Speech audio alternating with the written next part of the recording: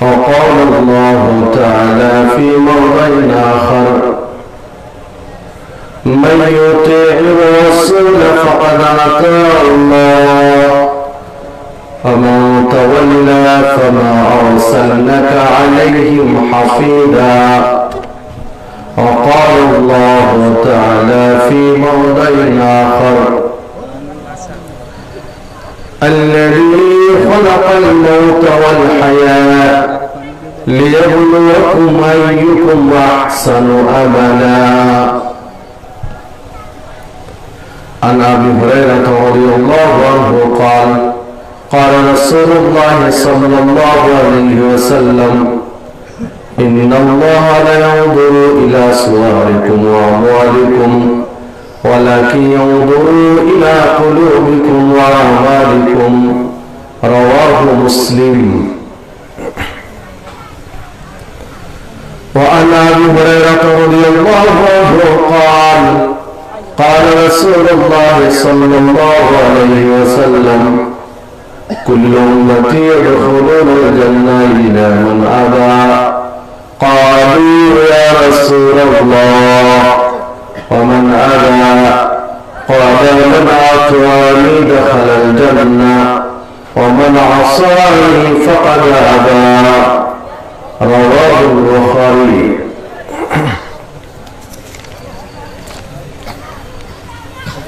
পাবনা জেলার অন্তর্গত সাথিয়া থানাধীন মিয়াপুর পূর্বপাড়া জামে মসজিদের উন্নয়ন কল্পে আয়োজিত বিরাট ইসলামী জালসা সম্মানিত সভাপতি, প্রধান অতিথি, বিশেষ অতিথিবৃন্দ, আমন্ত্রিত আয়োজনগণ, উপস্থিত শ্রদ্ধেয় মুরব্বীগণ, যুবক ও তরুণ ভাইরা, পর্দার অন্তরালের মা ও ভগ্নীগণ, আমি আপনাদের সামনে কোরআন মাজিদের কয়েকটি আয়াত তেলাওয়াত করেছি। রাসূলুল্লাহ সাল্লাল্লাহু আলাইহি ওয়াসাল্লামের বাণীর মধ্যে দুটি হাদিস পেশ করেছি।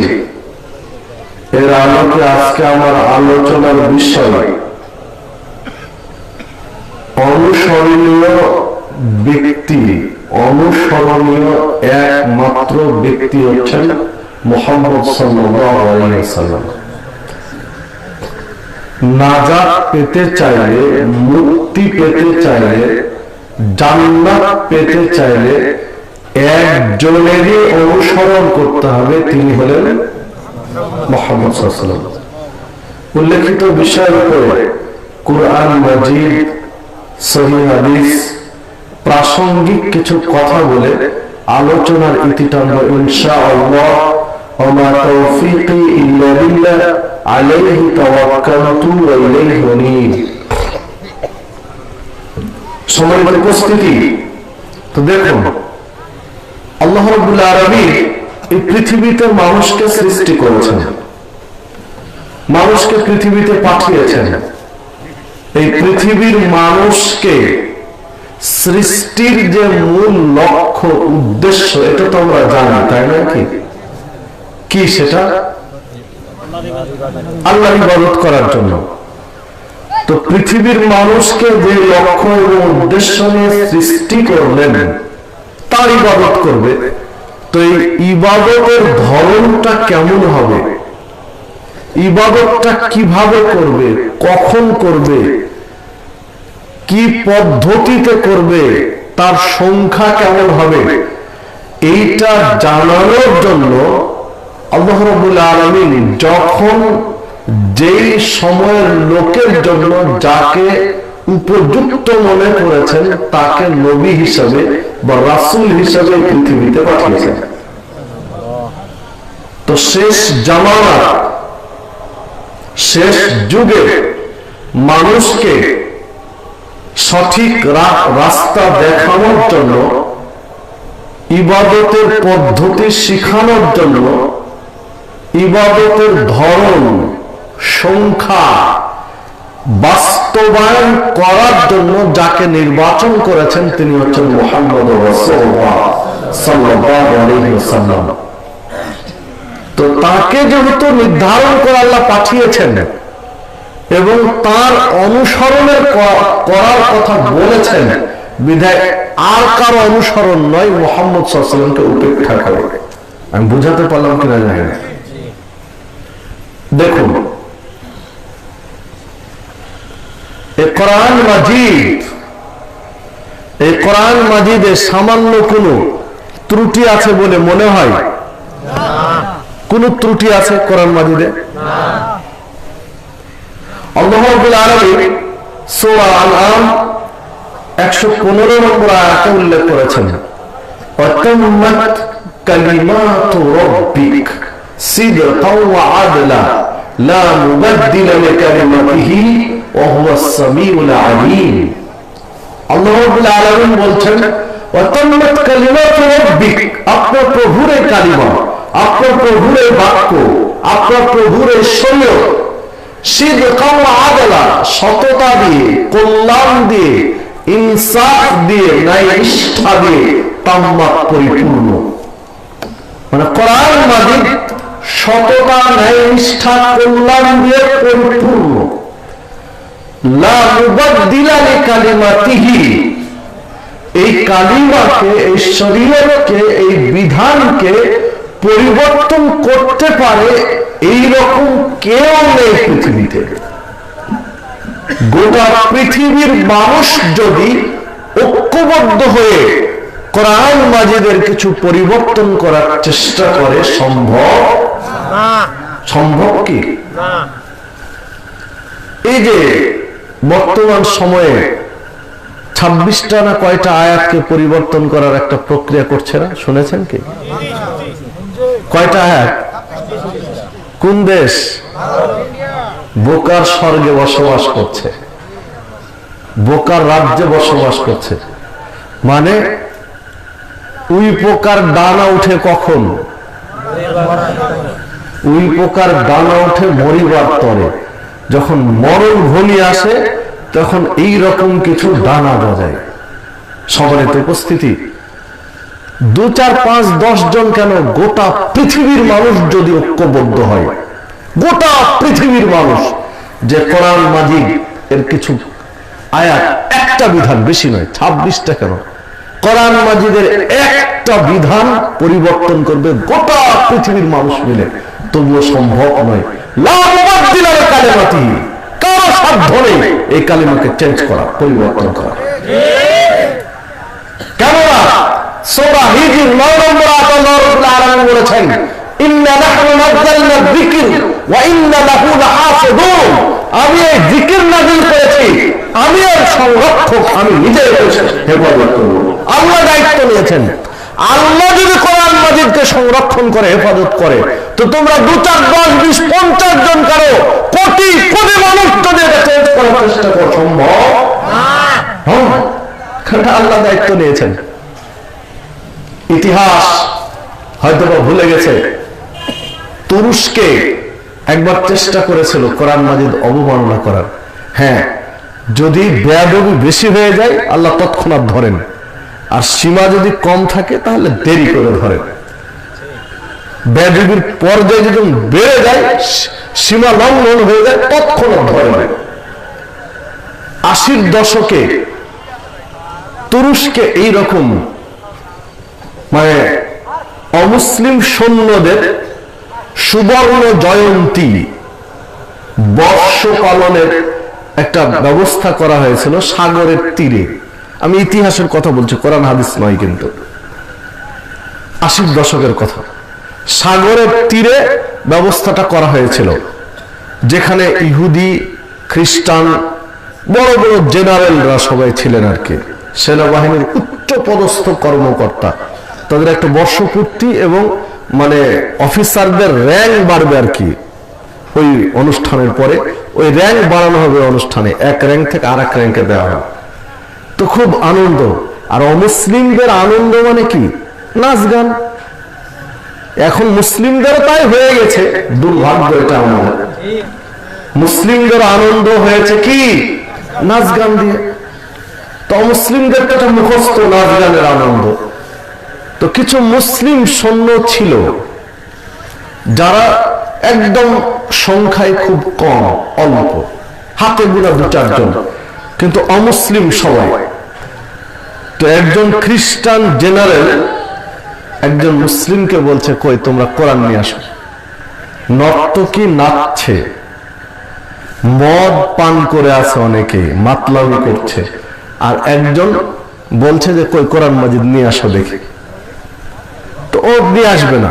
এখন জেনারেল উচ্চ পদস্থ র্যাঙ্কে যিনি আছেন তিনি নির্দেশ দিচ্ছেন অধীনস্থকে, তার নিচের লোককে, না নিয়ে এসে তো পারা যায় না। সেনাবাহিনীর প্রশিক্ষণ বা তাদের কমান্ড কিন্তু খুব খুব শক্তিশালী, তা তো জানেন।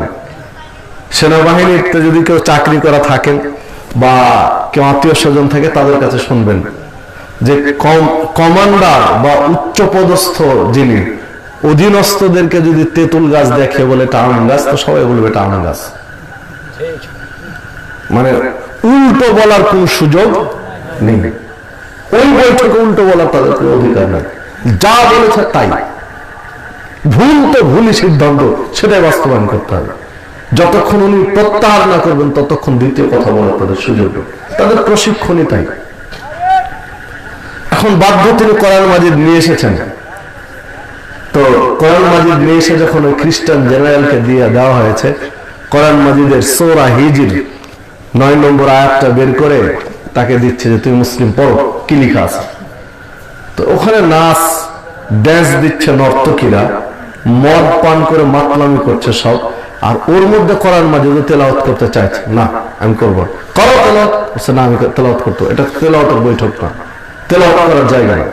শেষ পর্যন্ত উনি নিজেই সূরা হিজরের 9 নম্বর আয়াতটা পাঠ করে তেলাওয়াত করছেন যে ইন্না নাহনু নাযালনা যিকর ওয়া ইন্না লাহু লাহাফিজুন, যে তোমাদের রব বলছেন যে আমি এই জিকির নাজিল করেছি, আমি এই কোরআন নাজিল করেছি, আমি এর সংরক্ষক, আমি একে হেফাজত করব। তো এই যে কোরআন মাজিদ, এখন আমার যা ইচ্ছা তাই করবো, দেখি তোমার রব কিভাবে হেফাজত করতে পারে। এই কথা বলে উনি কোরআন মাজিদের পৃষ্ঠা ছিঁড়ছেন আর ওই নর্তকীদের পায়ের তলে ফেলে দিচ্ছেন। এই দৃশ্য দেখে ওই মুসলিম সৈন্য সইতে পারেনি, আল্লাহু আকবার ধ্বনি দিয়ে দৌড় মেরেছে যে না, এখানে থাকা যাবে না, চাকরি থাকুক আর নাই থাকুক। ওই হলরুম থেকে, ওই ঘর থেকে দৌড় দিয়ে বের হয়েছে, দৌড় দিয়ে বেরিয়েছে। উনি অনেক দূর দৌড়িয়েছেন, পরে ইতিহাস উনি নিজেই সাক্ষী দিচ্ছেন যে বিকট একটা শব্দ হলো, আওয়াজ। যখন ঘুরে দেখলাম তখন দেখলাম ওই বিল্ডিং আর নাই, সাগরের তীরের বিল্ডিং পুরো ধসে গেছে পানির তলে, পানি দিয়ে সমান হয়ে গেছে, এক জোরে বাঁচে সবগুলো পানির তলে। সমাজের উপস্থিতি ওই সময়ের 8টা-9টা চ্যানেলে এবং পত্রিকায় এই ঘটনাটা প্রচার করেছিল সে সময়ে। আমার একটা বই আছে, তথ্য সন্ত্রাস ও জঙ্গিবাদ, ওই বইয়ের মধ্যে কিছু তথ্য ওখানে তুলে ধরার চেষ্টা করেছি। মানে ওইখান থেকে আপনাকে কাউন্ট করলাম আর কি, কোন কোন পত্রিকা আসছে, কোন কোন টিভি চ্যানেল আসছে, ওগুলো দেওয়া আছে, তথ্য উপাত্তগুলো। তো যে কথা বলছিলাম যে দেখুন যে কোরআন মাজিদের অবমাননা বা কোরআনের সাথে বেয়াদবি যদি সীমারেখা ছাড়িয়ে যায় তো তৎক্ষণাৎ আল্লাহ সাইজ করে দেবেন। কিভাবে করবেন তিনি জানেন। ফাআলুল লিমা ইউরিদ, আল্লাহ যা চান তাই করেন, তিনি যা চান সেটাই করেন, কারো বাধা দেওয়ার কোন সুযোগ নেই, কারো মতামত তিনি তোয়াক্কা করবেন না। বিধায় যারা উল্টা পাল্টা চিন্তা করছো সাবধান হয়ে যাও, সাবধান হয়ে যাও, না হলে বিপদ আছে তোমাদের। সবাই উপস্থিতি যে কথা বলছিলাম, এই কোরআন মাজিদ মুসলিমদের জন্য আল্লাহ দিয়েছেন, হুদাল লিল মুত্তাকিন, মুত্তাকিদের জন্য পথ প্রদর্শক কোরআন মাজিদ। এই কোরআন মাজিদ আল্লাহ রাব্বুল আলামিন বহু আয়াত অনেক আয়াতে মুহাম্মদ সাল্লাল্লাহু আলাইহি ওয়াসাল্লামকে অনুসরণ করার কথা বলেছেন। যেমন আল্লাহ রাব্বুল আলামিন সূরা আলে ইমরান 31 নম্বর আয়াতে বলছেন, কুল ইন কুনতুম তুহিব্বুনাল্লাহ ফাত্তাবিউনি ইউহিব্বুকুমুল্লাহ, যদি তোমরা আল্লাহর ভালোবাসা পেতে চাও, ফাত্তাবিউনি, তাহলে আমি মুহাম্মদ সাল্লাল্লাহু আলাইহি ওয়াসাল্লামের ইত্তেবা করো, অনুসরণ করো, ইউহিব্বুকুমুল্লাহ, আল্লাহ তোমাদেরকে ভালোবাসবেন, ওয়া ইয়াগফির লাকুম যুনুবাকুম, তোমাদের যত পাপ রয়েছে আল্লাহ ক্ষমা করে দেবেন। সুবহানাল্লাহ। আল্লাহু গফুরুর রহিম, তিনি হচ্ছেন ক্ষমাশীল, তিনি হচ্ছেন দয়ালু। যদি কোনো ব্যক্তি মুহাম্মদ সাল্লাল্লাহু আলাইহি ওয়াসাল্লামকে হুবহু অনুসরণ করে, মুহাম্মদ সাল্লাল্লাহু আলাইহি ওয়াসাল্লামের পরিপূর্ণ আনুগত্য করে, ওই ব্যক্তির জীবনের যত পাপ রয়েছে আল্লাহ ক্ষমা করে দিয়ে তাকে ভালোবাসবেন। সুবহানাল্লাহ। এটা কোরআন মাজিদের আয়াত, যাতে কোনো মিথ্যা নেই। দেখুন আল্লাহ রাব্বুল আলামিন কোরআন মাজিদের সূরা হাশর 7 নম্বর আয়াতে বলছেন, মা আতাকুমুর রাসূল ফাখুদুহু, রাসূল যা দেন ওইটা গ্রহণ করো, ওয়া মা নাহাকুম আনহু ফান্তাহু, তিনি যা নিষেধ করেন ছেড়ে দাও, ওয়াত্তাকুল্লাহ, তোমরা আল্লাহকে ভয় করো, ইন্নাল্লাহা শাদীদুল ইকাব, কারণ আল্লাহ শাস্তি দান অত্যন্ত কঠোর। প্রত্যেকটা ইবাদত করার আগে, প্রত্যেকটা আমল করার আগে দেখতে হবে এটা রাসূল দিয়েছেন কিনা। যদি দিয়ে থাকেন করা যাবে, দেননি বাদ দিতে হবে। আমি বুঝাতে পারলাম না? আল্লাহ বলছেন, কে বলছেন? আল্লাহ। মা আতাকুমুর রাসূল, রাসূল যাবেন ওইটা করো। কোনটা? রাসূল যেটা দিয়েছে। ওয়া মা নাহাকুম আনহু ফান্তাহু, যা নিষেধ করেছেন ছেড়ে দাও। তো একটা ইবাদত করলে কারটা নিতে হবে? রাসূল সাল্লাল্লাহু আলাইহি ওয়াসাল্লাম। সম্মানিত উপস্থিতি, দেখুন রাসূল সাল্লাল্লাহু আলাইহি ওয়াসাল্লাম একটা দিয়েছেন, আলেম সমাজ আরেকটা বলছেন। আল্লাহ রাসূল সাল্লাল্লাহু আলাইহি ওয়াসাল্লাম একটা বলেছেন, আলেম সমাজ আরেকটা বলছেন। কোনটা করবেন? রাসূল সাল্লাল্লাহু আলাইহি ওয়াসাল্লাম একটা বলেছেন, পীর সাহেব আরেকটা বলছেন, করবেন কোনটা? রাসূল সাল্লাল্লাহু আলাইহি ওয়াসাল্লাম একটা বলছেন, উলামায়ে কেরাম বুজুর্গানে দ্বীন আরেকটা বলছেন, করবেন কোনটা? রাসূল সাল্লাল্লাহু আলাইহি ওয়াসাল্লাম একটা বলেছেন, সমাজ আরেকটা করছে, করবেন কোনটা? রাসূল সাল্লাল্লাহু আলাইহি ওয়াসাল্লাম একটা করেছেন বা বলেছেন, পূর্বপুরুষ যুগ যুগ ধরে একটা চলছে, করবেন কোনটা? রাসূল সাল্লাল্লাহু আলাইহি ওয়াসাল্লাম। সম্মানিত উপস্থিতি, প্রত্যেকটা ইবাদত করার আগে দেখতে হবে রাসূল কি বলেছেন। এটা মা আতাকুমুর রাসূল ফাখুদুহু, রাসূল যেটা দেন ওইটা গ্রহণ করো। কে কোনটা দিয়েছে এটা নয়, আলেম সমাজ কি দিল, উলামায়ে কেরাম কি দিল, বুজুর্গানে দ্বীন কি দিল, হুজুর কি দিল, বা ইমাম সাহেব কি দিল, পীর সাহেব কি দিল, গাউসে আজম কি দিল, এগুলো ধর্তব্য নয়। ধর্তব্য হলো যে মুহাম্মদ সাল্লাল্লাহু আলাইহি ওয়াসাল্লাম কি দিয়েছেন, এইটা হলো ধরার বিষয়। এটা কোরআন মাজিদের আয়াত, আল্লাহ বলছেন। দেখুন সূরা মুহাম্মদ 33 নম্বর আয়াত, আল্লাহ রাব্বুল আলামিন বলছেন, ইয়া আইয়ুহাল্লাযীনা আমানু, হে ঈমানদারগণ,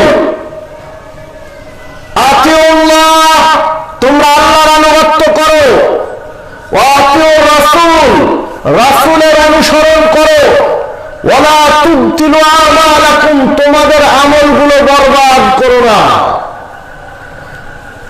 আল্লাহর আনুগত্য করো, রাসূলের অনুসরণ করো, আমল বাতিল করো না।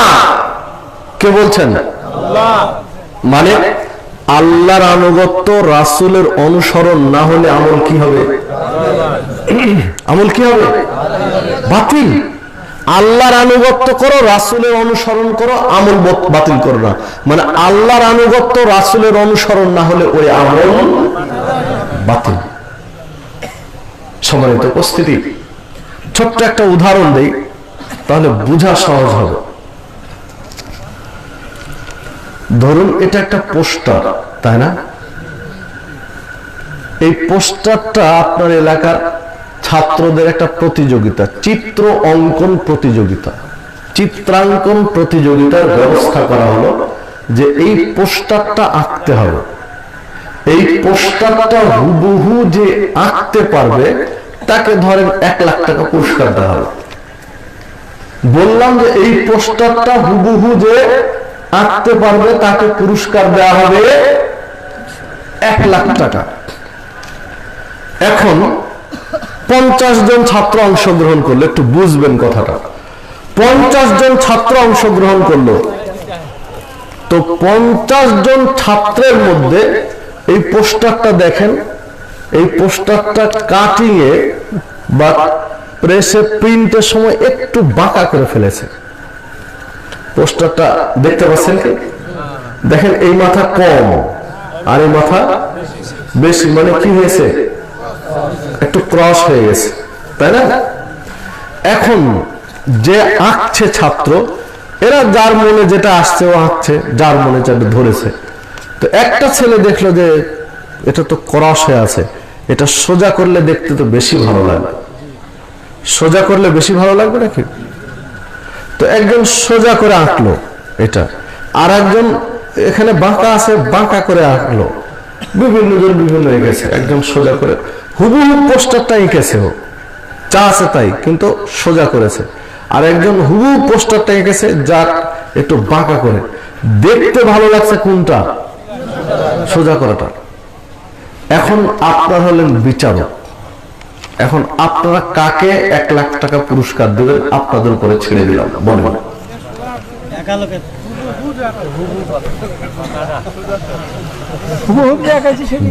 দেখে পরীক্ষা করেন আপনারা, পরীক্ষা। একজন বাঁকা করা আছে আর একজনের সোজা করা আছে। দেখতে ভালো লাগছে কিন্তু সোজাটা, কারণ জিনিস তো সোজাই, জিনিস তো সোজাই হওয়া দরকার, কিন্তু কোন কারণে বাঁকা হয়ে গেছে। জিনিসটা তো সোজাই হওয়া দরকার, তাই না?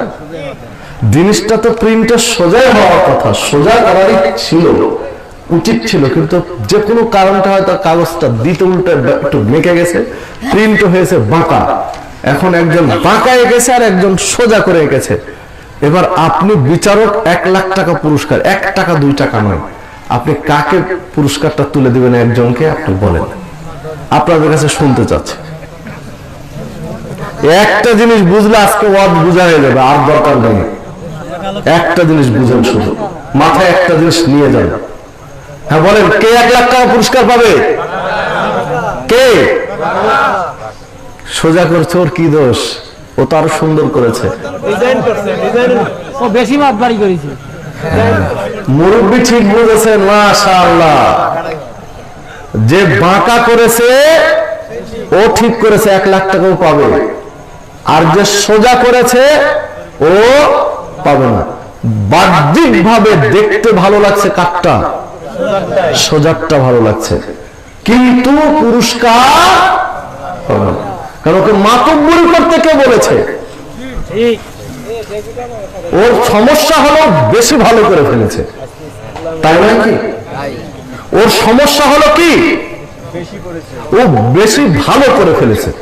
ভালো হয়েছে তো, সোজা করার কারণে প্রশ্নটা ভালো হয়নি। ও বেশি ভালো করে ফেলেছে, এইটা হলো তার অপরাধ। ও কিন্তু খারাপ করেনি, ওর অপরাধ হলো কি করেছে?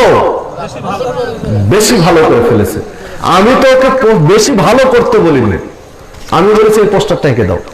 আমি কি হচ্ছে এর চেয়ে ভালো করতে বলেছি ওকে? ও ভালো করলো কেন? ওর অপরাধ হলো ভালো করলো কেন?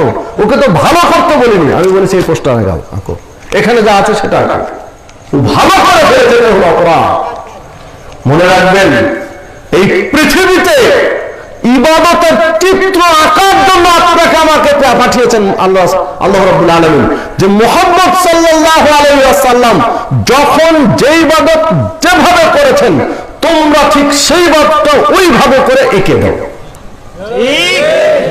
আপনি আর একটু বেশি ভালো করে ফেললেই বিপদ, কারণ বেশি ভালো করতে বলা হয় না। আপনি যে মাতব্বরি করলাম বেশি ভালো করে, এইটা হলো বিপদ। বুঝাতে পারলাম কি?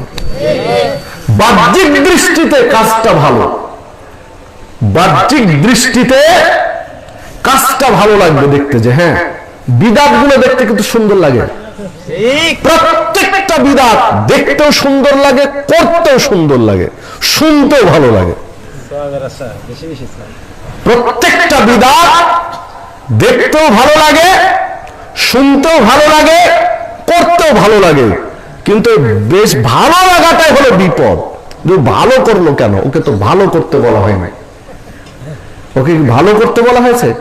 ওকে বলা হয়েছে যে মুহাম্মদ সাল্লাল্লাহু আলাইহি ওয়াসাল্লাম যেটা করেছে ওইটা করো। ও মাতব্বরি করে ভালো করতে গেল কেন? এইটা হলো বিপদ। উদাহরণ দিয়ে রাগ করবেন না তো? রাগ করবেন না তো? সম্মানিত উপস্থিতি, দেখুন,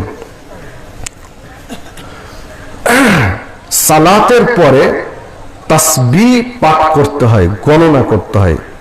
কয়বার?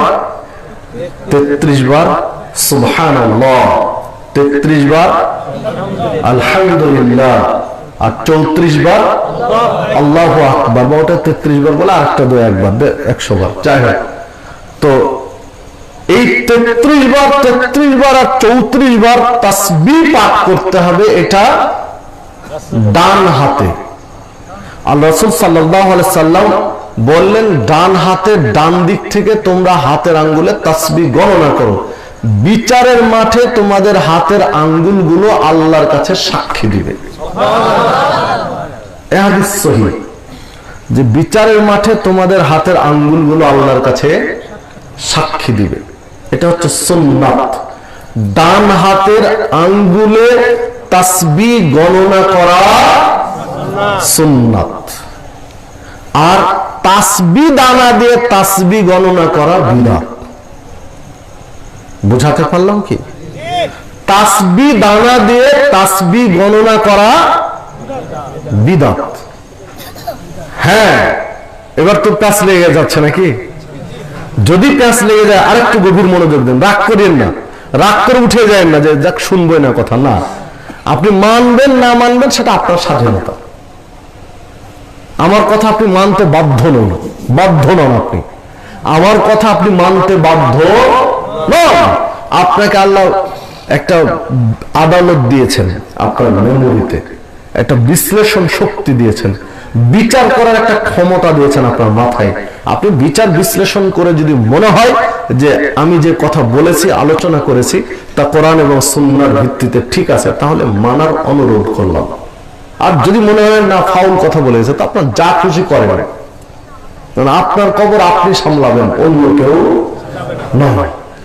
তো যে কথা বলছিলাম, তো রাগ করে উঠে যাবেন না, শুনেন, শোনার পরে আপনি সিদ্ধান্ত নেবেন বিচার বিশ্লেষণ করে কি করবেন।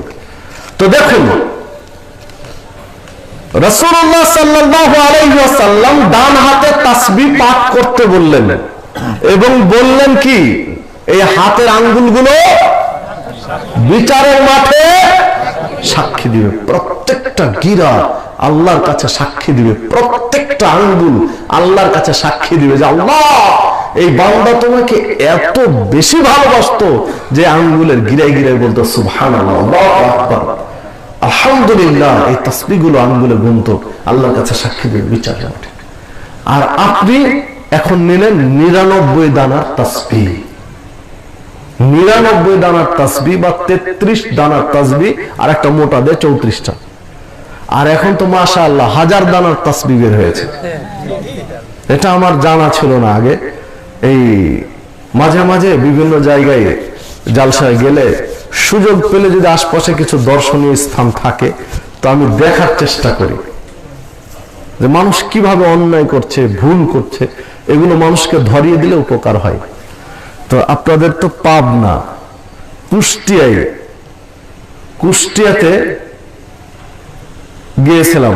তো কুষ্টিয়ায় একটা এরকম জায়গা আছে, তো ওইখানে গিয়ে কুষ্টিয়ায় গিয়ে দেখলাম যে তাসবিহ দানাটা মোটামুটি আমার সমান আর কি। আমি দাঁড়ালে প্রায় আমার সমান হবে তাসবিহ দানা। জিজ্ঞাসা করলাম কয় দানা? তো বলছে 1000 দানা, 1000 দানার তাসবিহ। তো 33, 3 33 99 1 দিয়ে 100 দানা হোক, 33 আর 1 দিয়ে 34 দানার হোক, আর 1000 দানার হোক, এই তাসবিহ দানা দিয়ে তাসবিহ গোনা শুরু করলেন, তাসবিহ দানা দিয়ে তাসবিহ গোনা শুরু করলেন। এইটা কি রাসূল দিয়েছেন? না। রাসূল কি দিয়েছেন? আল্লাহ বললেন কোরআন মাজিদে, মা আতাকুমুর রাসূল ফাখুদুহু, রাসূল যেইটা দেন ওইটা গ্রহণ করো, রাসূলের দেওয়াটা গ্রহণ করো। তো রাসূল দিলেন হাতের আঙ্গুলে তাসবিহ, আর আপনি নিলেন তাসবিহ দানা, উল্টা হয়ে যায় না? এক। দ্বিতীয়ত দেখুন, হাতের আঙ্গুল বিচারের মাঠে সাক্ষী দিবে, তাসবিহ দানা বিচারের মাঠে সাক্ষী দিবে, কোনো প্রমাণ নেই। তাসবিহ দানা কারো পক্ষে সাক্ষী দিবে, তার কোনো দলিল নেই, কিন্তু হাতের আঙ্গুল বিচারের মাঠে সাক্ষী দিবে, তার দলিল আছে। তাহলে হাতের আঙ্গুলে গুনেন, রাসূলের দেওয়াটাও মানা হবে, বিচারের মাঠে সাক্ষীও দিবে। আর তাসবিহ দানা দিয়ে যখন গুনলেন, তো রাসূলের দেওয়াও হলো না সেটা, আর বিচারের মাঠে সাক্ষী দেওয়ার কোনো ডকুমেন্টস নেই, প্রমাণ নেই।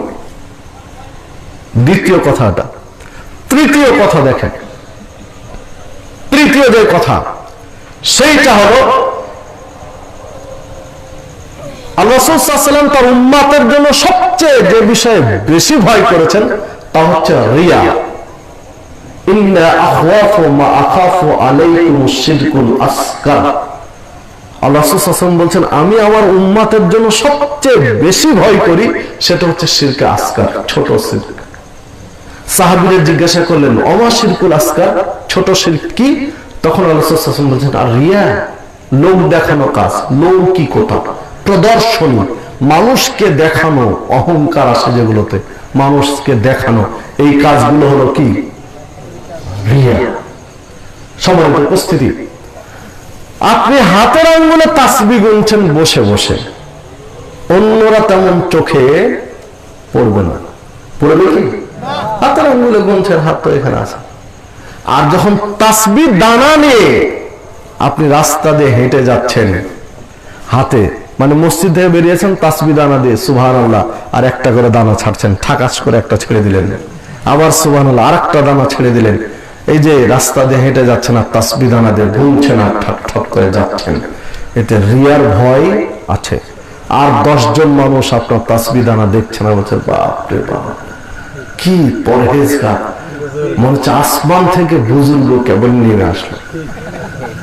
সম্মানিত উপস্থিতি, আর যখন তাকে 5টা মানুষ দেখছে তার তাসবিহর দিকে, তখন উনিও ভিতর ভিতর খুব ফুলছে, যাবে খুব তাকওয়াশীল, মানে ওর মনের মধ্যে ক্রিয়া। মানুষ তো, মানুষের রিভিউ তো অস্বীকার করতে পারবে না, মানুষ তো প্রত্যেকেই চায় যে আমাকে একটু ভালো বলুক, এটা প্রত্যেকেই চায় যে আমাকে একটু ভালো বলুক। আর যখনই ভালো বলে তখনই নিজে একটু ফুলে ফিরে উঠে, এটাই হলো কি? রিয়া। তাহলে যখন তাসবিহ আওয়াজে তাসবিহ গুনতে গেল, তখন কি রিয়া ভয় আছে? ওটা রিয়া হয়ে যেতে পারে, যে শিরক নিয়ে আল্লাহ রাসূল সাল্লাল্লাহু আলাইহি ওয়াসাল্লাম সবচেয়ে বেশি ভয় করেছেন, ওই পাপ করার ভয় আছে। কয়টা গেল? ত্রিমুখী সমস্যা আছে। 4, দেখুন, যারা রাসূল সাল্লাল্লাহু আলাইহি ওয়াসাল্লামের সুন্নাতের উল্টো করবে, বিচারের মাঠে হাউজে কাউসারের পানি তাদের নসিবে জুটবে না, হাউজে কাউসারের পানি তারা পাবে না। আন সাহল ইবনে সাদ রাদিয়াল্লাহু আনহু قال, সাহল ইবনে সাদ রাদিয়াল্লাহু আনহু বলছেন, قال রাসূলুল্লাহ সাল্লাল্লাহু আলাইহি ওয়াসাল্লাম, রাসূলুল্লাহ সাল্লাল্লাহু আলাইহি ওয়াসাল্লাম বলেছেন, ইন্নী ফাররাতুকুম আলাল হাউদ মান মাররা আলাইয়া শারিবা ওয়া মান শারিবা লাম ইয়াজমা আবাদান। আমি তোমাদের পূর্বে হাউজে কাউসারের নিকটে চলে যাব, যে ব্যক্তি আমাকে আমার কাজ দিয়ে যাবে তাকে আমি হাউজে কাউসারের পানি পান করাবো। ওয়া মান শারিবা লাম ইয়াজমা আবাদান, আর আমি যাকে একবার হাউজে কাউসারের পানি পান করাবো, লাম ইয়াজমা আবাদান, তাকে বিচারের মাঠে আর কোনোদিন পিপাসা পাবে না। বিচারের মাঠ 50,000 বছরের সমান একটা দিন। এই দিনে একবার যে পানি পান করবে, আমরা একদিন 24 ঘন্টার একদিন, 24 ঘন্টার একদিনে অন্তত 5-7 বার পানি পান করি। তো 5-7 বার পানি পান করি 24 ঘন্টার একদিন। এই 24 ঘন্টা 30-24 ঘন্টায় 1 মাস, 12 মাসে 1 বছর, এরপরে 100 বছর, 10টা 100 বছরে 1000 বছর, তো 50,000 বছর, মানে কতবার পানি পান করা দরকার আপনি বিচার করেন। বিচারের মাঠের একটা দিন 50,000 বছরের সমান একটা দিন। তো 50,000 বছরের সমান একটা দিনে ওকে আর পিপাসা পাবে না। পিপাসা নামক চাহিদা একদম চিরতরের জন্য তার বিচারের মাঠে নিয়ে যায়, আর লাগবে না পিপাসা, যে হাউজে কাউসারে পানি পান করবে। সুবহানাল্লাহ। সম্মানিত উপস্থিতি, আল্লাহ রাসূল সাল্লাল্লাহু আলাইহি ওয়াসাল্লাম বলছেন, মান মাররা আলাইয়া শারিবা মান শারিবা লা ইয়াজমা আবাদান, যে আমার নিকটে যাবে তাকে আমি হাউজে কাউসারে পানি পান করাবো। লা ইয়ারাদান্না আলাইয়া আকওয়ামা আরফু ওয়া ইয়ারফুনানি, আকওয়াম মানে দলে দলে আমার কাছে লোক আসবে পানি পান করতে। কওমের বহুবচন আকওয়াম, কওম কি একজনে হয়? জাতি কি একজনে হয়? মানে দলে দলে লোক আমার কাছে আসতে থাকবে পানি পান করার জন্য। আরফু ওয়া ইয়ারফুনানি, ওরা আমাকে চিনবে যে ইনি আমাদের নবী, আমিও চিনবো যে এরা আমার উম্মত। পরস্পরকে চিনব, কারণ হলো উম্মতে মুহাম্মাদির। আরেক জায়গায় অন্য হাদিসে আল্লাহ সাল্লাল্লাহু আলাইহি ওয়াসাল্লাম পরিচয় তুলে ধরেছেন। সাহাবীরা বলছেন, বিচারের মাঠে আপনি চিনবেন কি করে আমাদেরকে যে আমরা কোন উম্মত? তো আল্লাহ সাল্লাল্লাহু আলাইহি ওয়াসাল্লাম বলছেন, আরে তোমাদের চেনা খুবই সহজ। 1000টা ঘোড়া আছে, লাল ঘোড়া, এর মধ্যে একটা ঘোড়া আছে চিতকাবরা। চিতকাবরা মানে যার কোথাও লাল, কোথাও সাদা, কোথাও কালো, কোথাও লাল, কোথাও সাদা, কোথাও কালো, মানে চকরা বকরা যেটা আমরা বলি নাকি। তো এইরকম একটা ব্যতিক্রম, সব ঘোড়া একরকম আর এটা আরেকটা। তখন তোমরা এই আলাদা ঘোড়াটা চিনতে পারবে না। হ্যাঁ, যে কেউ দেখলে চিনবো আমরা যে সবগুলো লাল, আর এটা মানে মানে চকরা বকরা হয়ে আছে, কোথাও লাল, কোথাও সাদা, কোথাও কালো। বলছে আমার উম্মতকে এইভাবে চিনবো, আমার উম্মতের সিজদার স্থানটা জ্বলজ্বল করে জ্বলবে, আমার উম্মতের ওজুর স্থানগুলো চমকিতে থাকবে, চমক দিবে, এই যেটা অন্য কোন উম্মতে থাকবে না। বিধায় চমকানি আর সিজদার স্থানের উজ্জ্বলতা দেখে আমি চিনতে পারবো এরা আমার উম্মত। হে মুসলিম ভাতৃমণ্ডলী যারা উপস্থিত হয়েছেন, যারা উপস্থিত হয়েছেন তাদেরও বলি, যারা উপস্থিত হননি তাদের কাছে মেসেজ দিয়ে দিন, যদি সালাত আদায় না করে থাকি বিচারের মাঠে রাসূল সাল্লাল্লাহু আলাইহি ওয়াসাল্লাম উম্মত হিসেবে চেনা মুশকিল আছে। কারণ সিজদার স্থান জ্বলবে, এটা দেখে চিনবেন। তো সালাত পড়ে না তো কি জ্বলবে? তার ওজুর স্থানগুলো চকমক চকমক করবে, চমকিতে থাকবে, ওজুর স্থানগুলো জলজল করবে। তো ওজুই করে না, ও এতই বেউকুফ, বেহায়া, বেয়াদব। ও উঠে সকাল 9টাতে, ওর ওযু করার দরকার আছে, কুলিমুলি করে মুখ দুটো পানি দিয়ে শেষ। আর একজন মুসলিম, একজন সালাত পূর্ণ ব্যক্তি ফজরের আজানের পরে উঠে কি সুন্দর করে, কি সুন্দর ভাবে মানে নিজেকে পরিচ্ছন্ন করছে দেখুন তো। হাত ধোয়া, কুলি করা, নাকে পানি দেওয়া, পা ধোয়া, 3বার 3বার করে, কি পরিপাটি পরিষ্কার না? পৃথিবীতে কোন ধর্ম নেই এত সুন্দর ভাবে পরিষ্কারের ব্যবস্থা।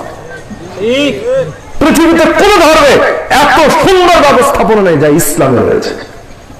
কি চমৎকার, একটার পর একটা ক্রমান্বয়ে, একটার পর একটা অঙ্গ কি সুন্দর করে ধৌত করতে হবে। আবার কত সতর্কতা, যে একটু যদি মানে শুকনা থাকে আর বুঝতে পারে যে একটু শুকনা আছে, তাহলে অজু বাতিল তার, মানে একটু শুকনা রাখা হবে না, পুরোটাই তাকে ধৌত করতে হবে। মানে কত সুন্দর ব্যবস্থাপনা ইসলাম। সবার উপস্থিতি, যারা সালাত পড়ে না তাদেরকে এই মেসেজ দেওয়া দরকার যে তোমার অজুর স্থান চমকিবে না আর সিজদার স্থান জলজল করবে না। বিচারের মাঠে রাসূল সাল্লাল্লাহু আলাইহি ওয়াসাল্লাম তোমাকে উম্মত হিসেবে স্বীকৃতি দিবেন কিভাবে? দেখুন আল্লাহ সাল্লাল্লাহু আলাইহি ওয়াসাল্লাম বলেন, আরিফু ওয়া ইয়ারিফুনানি, আমি চিনবো ওরাও চিনবে।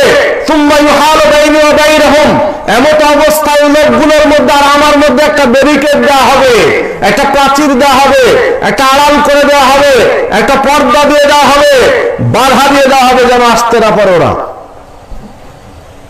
তখন আমি ফেরেশতাদেরকে বলবো, ইন্নাহুম মিন্নি, এরা তো আমার লোক, ইন্নাহুম মিন্নি, এরা তো আমার উম্মত, এদেরকে আমি চিনতে পারছি এরা আমার উম্মত।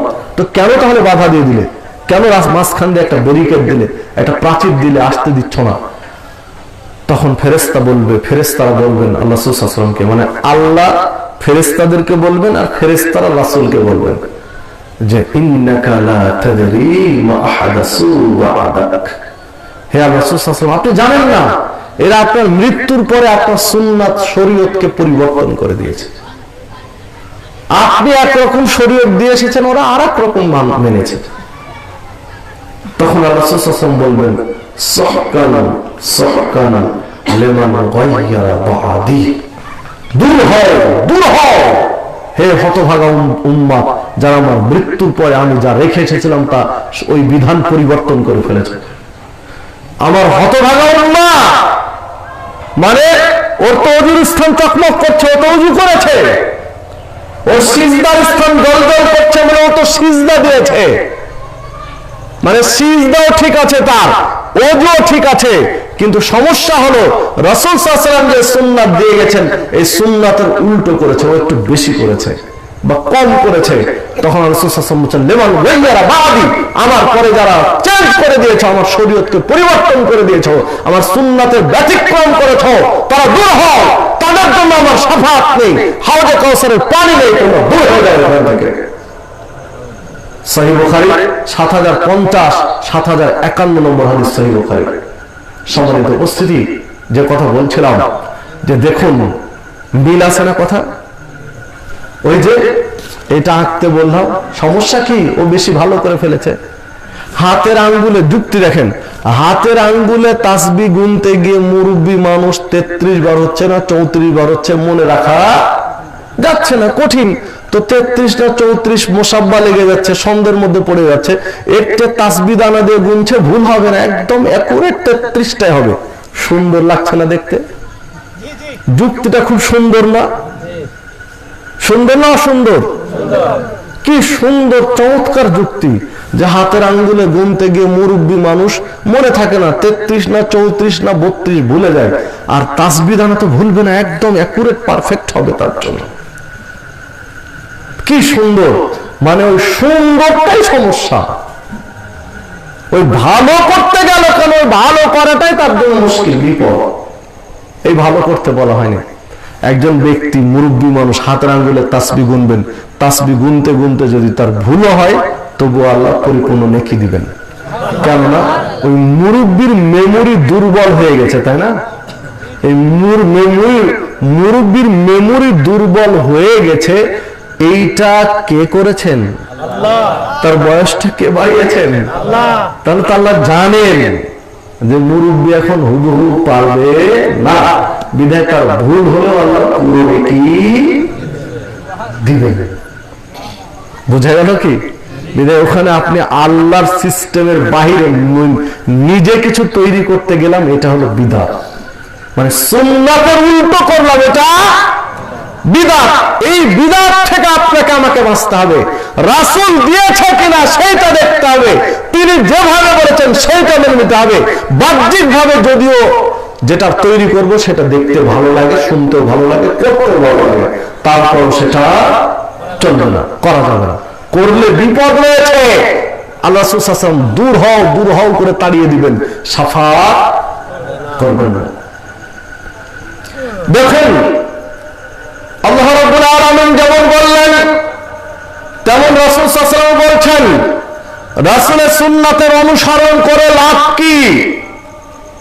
সূরা নিসা 13 নম্বর আয়াতে আল্লাহ বলছেন, মান ইউতিইল্লাহ ওয়া রাসূলাহু, যে ব্যক্তি আল্লাহর আনুগত্য করবে, রাসূলের অনুসরণ করবে, ইউদখিলুহু জান্নাতিন তাজরি মিন তাহতিহাল আনহার, আল্লাহ তাকে এমন জান্নাতে প্রবেশ করাবেন যার তলদেশ দিয়ে ঝর্ণা সমূহ প্রবাহিত। কার অনুসরণ করলে? রাসূলের। হ্যাঁ, কেউ যদি বলে যে রাসূলের অনুসরণ সব জায়গায়, তো আল্লাহর অনুসরণ কোথায়? আল্লাহকে বাদ দিয়ে রাসূলের অনুসরণ? কেউ বলতে পারে না। এটারও জবাব আল্লাহ কোরআন মাজিদে দিয়েছেন, মান ইউতিইল্লাহ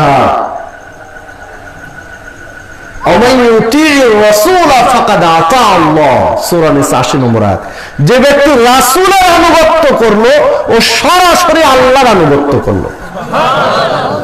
মানে রাসূলের আনুগত্য বা অনুসরণটাই হলো আল্লাহর আনুগত্য। মানে রাসূল ওই কাজটাই করেন যেটা তাকে আল্লাহ করতে বলেছে। আল্লাহ বলেননি এইরকম কাজ রাসূল করেন। শরীয়ত হিসাবে, দ্বীন হিসাবে যা কিছু করেছেন আল্লাহ রাসূল সাল্লাল্লাহু আলাইহি ওয়াসাল্লাম সবগুলো আল্লাহ নির্দেশে, হয় প্রত্যক্ষ আর না হলে পরোক্ষ, ডাইরেক্ট না হয় ইনডাইরেক্ট। বিধায় রাসূল সাল্লাল্লাহু আলাইহি ওয়াসাল্লামের অনুসরণ আপনাকে আমায় করতে হবে। সহিহ বুখারীর মধ্যে একটি হাদিস বর্ণিত হয়েছে, 5063 নম্বর হাদিস। আপনাদের জানা একটা হাদিস আপনাদের কাছে পেশ করে দেখেন মিলে কিনা সমাজের সাথে। তিনজন সাহাবী আল্লাহ রাসূল সাল্লাল্লাহু আলাইহি ওয়াসাল্লামের বাড়িতে এসেছেন। রাসূল সাল্লাল্লাহু আলাইহি ওয়াসাল্লাম কিভাবে ইবাদত করেন এইটা জানার জন্য আল্লাহ রাসূল সাল্লাল্লাহু আলাইহি ওয়াসাল্লাম বাড়িতে ছিলেন না, পেলেন আয়েশা সিদ্দিকা রাদিয়াল্লাহু আনহাকে। আয়েশা সিদ্দিকা রাদিয়াল্লাহু আনহাকে বিষয়টা বললেন যে আমরা তো এসেছিলাম রাসূলের ইবাদত সম্পর্কে জানার জন্য। আয়েশা সিদ্দিকা রাদিয়াল্লাহু আনহা যা জানতেন তাদেরকে জানালেন। তিনজন সাহাবী এইটা জানার পরে, তিনজন সাহাবী রাসূল সাল্লাল্লাহু আলাইহি ওয়াসাল্লামের ইবাদত সম্পর্কে জানার পরে তিনজনের একজন বলছেন যে রাসূল সাল্লাল্লাহু আলাইহি ওয়াসাল্লাম নিষ্পাপ মানুষ, যার আগের পাপ, পরের পাপ, বর্তমানের পাপ, সব পাপ আল্লাহ ক্ষমা করে দিয়েছেন। যিনি মাসুম, যিনি নিষ্পাপ, মুহাম্মদ সাল্লাল্লাহু আলাইহি ওয়াসাল্লামের কোনো পাপ আল্লাহ রাখেননি, সব ক্ষমা করে দিয়েছেন। তো তিনি নিষ্পাপ হয়ে এত ইবাদত করেন, আমরা পাপী বান্দা অল্প ইবাদতে কিভাবে জান্নাতে যাব? আমাদের বেশি বেশি ইবাদত করা প্রয়োজন। বলুন তো তাদের কথাগুলো কি খারাপ? ভালো নয় কি? তাই তো ভালো কথাই বলছে। তিনজনের একজন ইচ্ছা করলো যে আমি আজ থেকে, যেহেতু আমাদের বেশি বেশি ইবাদত করা দরকার, পাপী মানুষ, আজ থেকে আমি যতদিন বেঁচে থাকবো রাত্রিতে বিছানায় ঘুমাবো না, সারা রাত জেগে ইবাদত করবো, সারা রাত জেগে জেগে আল্লাহর ইবাদতে কাটিয়ে দেবো। আর একজন বলছে ঠিক আছে, তাহলে আজ থেকে আমি যতদিন বেঁচে থাকবো আমি কোনোদিন সিয়াম বা রোজা ব্যতীত থাকবো না, বছরের প্রত্যেকটা দিনে আমি সিয়াম থাকবো তথা রোজা পালন করব, বছরের প্রত্যেকটা দিনে আমি সিয়াম থাকবো। আর একজন বলছে যে আমি যতদিন বেঁচে থাকবো আমি বিয়ে শাদী আর ঝামেলায় যাব না, একাই থাকবো চিরকুমার হয়ে, সারা জীবন দিন রাত সারা জীবন আল্লাহর ইবাদতে কাটিয়ে দিব, দুটা খাবো আর আল্লাহর ইবাদত করবো, আর কোনো ঝামেলা দেওয়াবো না। কারণ বিয়ে করলে স্ত্রী আসবে, কদিন পরে বাচ্চা কাচ্চা আসবে, কদিন পরে সংসার বাড়বে, নাতিপুতি হবে, এই ঝামেলা করতে গিয়ে ইবাদতে ঘাটতি পড়বে। তাদের খাবার নিয়ে আসো, তাদের এই নিয়ে আসো, ওই নিয়ে আসো, এই ঝামেলার আগে একাকি থেকে সব ইবাদত আল্লাহর জন্য আমি ব্যয় করে দেবো, কোনো ঝামেলা দেবো না। উদ্দেশ্যগুলো কি খারাপ? ইচ্ছাগুলো সারা রাত জেগে একজন ইবাদত করবে, কত সুন্দর কাজ না? সারা জীবন সিয়াম পালন করবে, একজন রোজা রাখবে, সারা জীবন ভর আল্লাহর ইবাদতে কাটিয়ে দিবে, ইবাদতে আর ইবাদত, দিন রাত শুধু ইবাদত করবে। কি সুন্দর ইচ্ছা প্রকাশ করে চলে গেল। আল্লাহ রাসূল সাল্লাল্লাহু আলাইহি ওয়াসাল্লাম যখন বাড়িতে আসলেন, আয়েশা সিদ্দিকা রাদিয়াল্লাহু আনহা বলছেন তিনজন সাহাবী এসেছিলেন আপনার ইবাদত সম্পর্কে জানতে, তিনজনের এই তিনটা ইচ্ছা করে গেছে। আল্লাহ রাসূল সাল্লাল্লাহু আলাইহি ওয়াসাল্লাম তিনজনকে ডাক দিলেন, ডাকিয়ে নিয়ে আসার পরে বলছেন তোমরা কি ওই তিনজন এই তিনটা ইচ্ছা করেছো? একজন সারা রাত ইবাদত করবে, সারা জীবন সিয়াম পালন করবে, বিয়ে না করে সারা জীবন ইবাদতে কাটিয়ে দিবে। তখন বলছেন আল্লাহ রাসূল সাল্লাল্লাহু আলাইহি ওয়াসাল্লাম আপনি নিষ্পাপ হয়ে এত ইবাদত করেন, আমরা পাপী বান্দা কিভাবে জান্নাতে যাব, তাই বেশি ইবাদত করতে চেয়েছি। তখন আল্লাহ রাসূল সাল্লাল্লাহু আলাইহি ওয়াসাল্লাম বলছেন দেখো, মনে রাখো এই পৃথিবীতে সবচেয়ে যে ব্যক্তি বেশি আল্লাহকে ভয় করে এবং স্বচ্ছ ইবাদত করে, নির্ভেজাল ইবাদত করে, ওই ব্যক্তি হচ্ছে আমি মুহাম্মদ সাল্লাল্লাহু আলাইহি ওয়াসাল্লাম। ওয়ালাকিন্নী উসাল্লি ওয়া আনামু, তারপরে দেখো আমি রাত্রে কিছু অংশ ঘুমাই, কিছু অংশ ইবাদত করি, একটানা সারা রাত আমি ইবাদত করি না, একটু ঘুমাই আবার ইবাদত করি। আমি সারা বছর রোজা রাখি না, রোজাও থাকি আবার বাদ দিয়ে রাখি রমজান ব্যতীত। আমি নারীদেরকে স্ত্রী হিসেবে গ্রহণ করেছি, মানে আমার স্ত্রী আছে, আমার সংসার আছে, আমার বাচ্চা কাচ্চা আছে। এই কথা জবাব কিন্তু তিনজনের হয়ে গেছে। হয়ে যায় না? যে আমাকে অনুসরণ করো তোমরা, আমি রাতে জাগি আবার ঘুমাই, আমি বিয়ে শাদী করেছি আবার ইবাদত করি, আমি রোজা রাখি আবার মাঝে মাঝে ছেড়ে দেই, তা আমাকে অনুসরণ করো। জবাব হয়ে গেল না? হ্যাঁ, আরো কিছু খাটাস আছে মুসলিমদের মধ্যে। খাটাস বুঝেন? বদ আছে কিছু মুসলিমদের মধ্যে। বদ গুলো কি?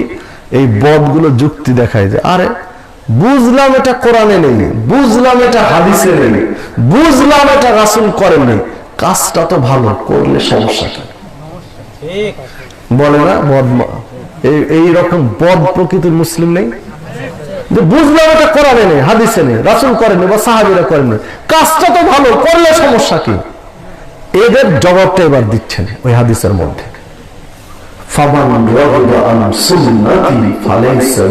মনে রাখিও, যে ব্যক্তি, ওই তিনজন সাহাবীকে বলছেন, যে ব্যক্তি আমার সুন্নাতকে অবজ্ঞা করবে, আমার সুন্নাতকে অবহেলা করবে, আমার সুন্নাতকে হেয় করবে, আমার সুন্নাতের ব্যতিক্রম করবে, ফালাইসা মিন্নি, ও আমার উম্মতি নয়, উম্মত থেকে বের হয়ে যাবে। সহিহ বুখারীর 5063 নম্বর হাদিস। এইবার আপনার কাছে প্রশ্ন রাখি, ওই তিনজন সাহাবী যদি তওবা করে তাদের সিদ্ধান্ত চেঞ্জ না করেন, তাহলে তারা রাসূলের উম্মত থাকবেন না বেরিয়ে যাবে? তাদের অপরাধ কি বলেন তো? বেশি করার চেষ্টা করেছে রাসূলের উপরে মতভেদ করে। সমস্যা হলো এইখানে, মানে বেশি ভালো করার চেষ্টা করেছে। অত ভালো আল্লাহ চান না, ওরা যত ভালো করতে গিয়েছে আল্লাহ অত ভালো চান না। রাসূল যেটা করেছেন সেটাই ভালো, তার বেশি আল্লাহ চান না। রাসূল আপনার কাছে, আল্লাহ আপনার কাছে চাইলেন, রাসূল হাতে আঙ্গুলে গুনেছে, তুমি গুনো। আপনি বেশি ভালো করতে গিয়ে তাসবিহ দানা নিতে গেলেন কেন? অত পরহেজগারিতা দেখাতে গেলেন কেন? আপনি বেশি পরহেজগারিতা দেখানো, এটা হচ্ছে বিপদ। আমি বুঝাতে পারলাম কিনা? উদাহরণ একটা দিচ্ছি, একটার উপরে বাকি উদাহরণগুলো আপনি মিলিয়ে নেন। বারবার একটা উদাহরণকে টানছে এই জন্য যে একটার উপরে বাকিগুলো মিলান। আপনি বেশি ভালো করতে গেলেন কেন? দেখুন, আসসালামু আলাইকুম ওয়া রাহমাতুল্লাহ দিচ্ছে না? উনিও বলছেন ওয়ালাইকুম আসসালাম ওয়া রাহমাতুল্লাহ, ঠিক আছে। আসসালামু আলাইকুম ওয়া রাহমাতুল্লাহি ওয়া বারাকাতুহু, উনিও পাল্টা বলছেন ওয়ালাইকুম আসসালাম ওয়া রাহমাতুল্লাহি ওয়া বারাকাতুহু, ঠিক আছে। এই পর্যন্ত হাদিস ঠিক আছে। এখন আমি যদি আসসালামু আলাইকুম ওয়া রাহমাতুল্লাহি ওয়া বারাকাতুহু, তখন উনি বলছেন ওয়া আলাইকুম আসসালাম ওয়া রাহমাতুল্লাহি ওয়া বারাকাতুহু ওয়া মাগফিরাতুহু, মানে শেষে বলছে তোমাকে আল্লাহ ক্ষমা করুন। আসসালামু আলাইকুম ওয়া রাহমাতুল্লাহি ওয়া বারাকাতুহু মানে আল্লাহ আপনার প্রতি রহমত বর্ষণ করুন এবং বরকত নাজিল করুন। ও আরেকটু উনি যোগ দিয়ে বললেন ওয়া মাগফিরাতুহু, সাথে সাথে আল্লাহ আপনাকে ক্ষমা করুন। তখন আমি বলছি বা পাল্টা বলছে যে আসসালামু আলাইকুম ওয়া রাহমাতুল্লাহি ওয়া বারাকাতুহু ওয়া মাগফিরাতুহু, তখন উনি আবার বলছেন ওয়া আলাইকুম আসসালাম ওয়া রাহমাতুল্লাহি ওয়া বারাকাতুহু ওয়া মাগফিরাতুহু ওয়া জান্নাতুহু, মানে আল্লাহ আপনাকে, আপনার উপর রহমত বর্ষণ করুন, আপনার উপরে বরকত নাজিল করুন, আল্লাহ আপনাকে ক্ষমা করুন, আল্লাহ আপনাকে জান্নাতে দিন। খারাপ কিছু বলেছে কি? কিন্তু সমস্যা হলো যে অবারাকাতুহুর পরে যা বলেছেন এটা বেশি ভালো করে ফেলেছেন। ক্ষমা চেয়েছে আবার জান্নাতও চেয়েছে, এই বেশি ভালো করাটা হলো বিদআত। অবারাকাতুহুর পরে যা বলেছে এটা বিদআত, এটা কোরআন এবং সহিহ হাদিসে প্রমাণ নেই। বুঝা গেল কি? এক। দ্বিতীয়ত, যখন হাতে হাত মিলালাম তখন বলছি কি নাহমাদুল্লাহ ওয়া নাস্তাগফিরুহু ইয়াগফিরুল্লাহু লানা ওয়া লাকুম, এই শব্দ হয় না? এগুলো সহিহ হাদিসে প্রমাণ নেই। আরেকটা বিপদ, মানে বেশি ভালো করে ফেললো। এরপরে দেখুন হাত টেনে নিয়ে বুকে ঠেকাচ্ছে, কি সুন্দর লাগছে না? হ্যাঁ, মানে বিদআত দেখতে সুন্দর লাগে, শুনতেও মজা লাগে, আমল করতেও ভালো লাগে। কি মজা লাগছে বিদআত বুকে, মানে কত মহব্বত, কত মহব্বত, মানে হাতে সব দুই হাত স্পর্শ করেছি, ওর মহব্বত সবগুলো বুকের মধ্যে ধরলাম। ধরেন কথার কথায় এলাকার চেয়ারম্যান সাহেব এসেছে আর আপনি হাত বাড়িয়ে মুসাফা করে খুব বুকে কসলাচ্ছেন, মানে মহব্বত দেখাচ্ছেন। এরপর আরেকটা করে কি, অনেকে চুমু খায় না, খুব মহব্বত দেখাচ্ছে যে চেয়ারম্যান সাহেব আপনাকে বুকের মধ্যে রেখে দিলাম, চুমু খেলাম। চেয়ারম্যান সাহেব যখন একটু দূরে গেছে তখন আবার আরেকজন বলছে, দেখছো এলাকায় এর চেয়ে বদ মানুষ নেই, সব এই মারে ওই মারে, এই মারে ওই মারে, বলছে না? সামনে সামনে দেখালো যে খুব মহব্বত করে, আর চলে গেলে চেয়ারম্যান সাহেবের যত বদনাম আছে সবগুলো শুরু করছে। একটা ফার্স্ট ক্লাস প্রতারক না, একটা পাক্কা প্রতারক না এটা? তুমি চেয়ারম্যানকে দেখালাম যে খুব মহব্বত করি, আর চলে গেছে তার বিরোধ করছো, কি সবার উপস্থিতি যে কথা বলছিলাম যে রাগের বিষয় নয়। আপনি বেশি ভালো করতে গেলেন কেন? রাসূল সাল্লাল্লাহু আলাইহি ওয়াসাল্লাম যেটা বলেছেন অতটুকুই থাকেন। সীমারেখা পার হলে ওই সাহাবী বেশি কিছু করতে চাননি, সারা রাত জেগে ইবাদত করতে চেয়েছেন, অপরাধ এটা। সারা জীবন রোজা রাখতে চেয়েছে, অপরাধ কিন্তু এইটা। বিয়ে শাদী করবে না, সারা জীবন ইবাদত করার জন্য, অপরাধ এইটা। আপনি বুঝতে পারছেন না যে সারা রাত ধরে নামাজ পড়াও অন্যায়? বুঝতে পারছেন না? অনেকে বলে তারাবির সালাত একটু বেশি পড়লে সমস্যা কি? আপনি বেশি পড়লে সমস্যা কি মাথায় একটু চিন্তা করেন। ওই সাহাবী তো সারা রাত ইবাদত করতে চেয়েছে, অপরাধ তো এটাই না? অন্য কোন অপরাধ ছিল? অন্য কোন অপরাধ ছিল কি? সারা রাত ইবাদত করতে চেয়েছে, এটাই ইসলাম অপরাধ। দেখুন, সুন্নতের উল্টো করে রাসূলের অনুসরণ করে বিচারের মাঠে টিকা যাবে না, নিষ্কৃতি পাবে না। মাগরিবের ফরজ 3, তারপরে সুন্নাত 2, মোট 5। এরপর আর কয় রাকাত চলে এলাকায়? 2 রাকাত। কেন 6 রাকাত কেউ পড়ে না? সম্মানিত উপস্থিতি, মাগরিবের ফরজ 3, এরপরে সুন্নাত 2। এই 2 সুন্নাত পড়ার পরে 2 রাকাত সুন্নাতের পরে আর 2 রাকাত পড়লে বেশি হয়ে গেল। বেশি ভালো যারা করছেন তারা বিপদে পড়ে যাবেন, কারণ এইটা সহিহ হাদিস দিয়ে প্রমাণ নেই। 2 এরও নেই, 6 এরও নেই, 20 এরও নেই, মাগরিব থেকে এশা পড়ার যেটা সেটাও নেই, একটা সহিহ হাদিস দিয়ে প্রমাণ। অথচ দিব্যি চলছে। আপনার এলাকাতেও আছে, আমাদের এলাকাতেও আছে। কে শুনে কার কথা? কি সুন্দর যুক্তি যে নামাজ পড়ে জাহান্নামে যাবে কেউ। যদি যেতে হয় নামাজ পড়ে জাহান্নামে যাবো, যে আল্লাহ তোমাকে খুশি করে জন্য নামাজ পড়ে জাহান্নামে গেছে। দেখেছেন যে নামাজ তার অন্ধকার জন্য পড়ে, তোমার জন্য পড়েছি, তো যদি তুমি জাহান্নামে যাও তো দাও, নামাজ পড়ে জাহান্নামে যাও। কি যুক্তি দেখেছেন? মানে সম্মানিত উপস্থিতি, আপনি বেশি করতে গেলেন কেন? বেশি নামাজ পড়তে বলা হয়নি। রাসূল যেখানে থেমে গেছেন সেখানেই থেমে যেতে হবে, বেশি করার সুযোগ নেই। সম্মানিত উপস্থিতি, মাগরিবের ফরজ 3, পরে সুন্নাত 2, 5। এর বেশি যদি কেউ পড়তে চায় তো ফরজের আগে 2 পড়ার সুযোগ আছে। ফরজের আগে, মাগরিবের আজানের পরে আর একামতের আগে, আজান এবং একামতের মাঝখানে 2 রাকাত সুন্নাত পড়ার সুযোগ আছে, যার হাদিস সহিহ মুসলিমের মধ্যে হাদিস বর্ণিত হয়েছে। এটা সহিহ মুসলিমের মধ্যে।